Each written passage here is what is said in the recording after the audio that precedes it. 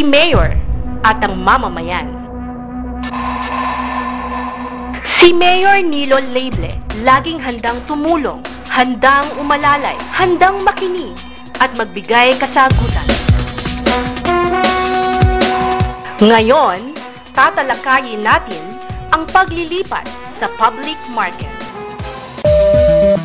Makakasiguro po ba kayo na hindi magiging problema ang trapiko sa paglilipatan ng bagong palengke? Alam po naman natin na kaya natin ililipat yung palengke dahil matraffic. Una-una, walang parking space yung palengke na yan.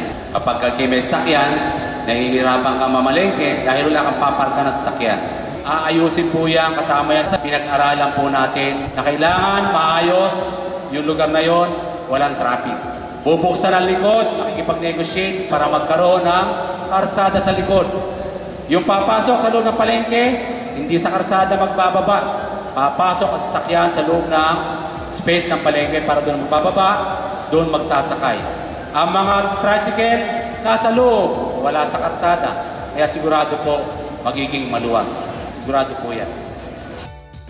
Isang malaking pagbabago po ito para sa amin. Ngunit nakikita ko ang kagandahang naidudulot nito sa nakakarami. Kung magkakaroon ng parking space ang palengke, ay siguradong maenganyong mamili ang mga tao dito dahil hindi nila po problemahin kung may dalaman silang sasakyan.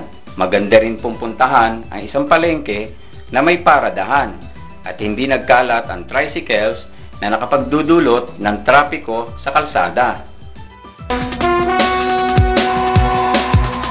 Hanggang sa muli niyong pakikinig, ito po ang programa ng bayan, si Mayor at ang mamamayan.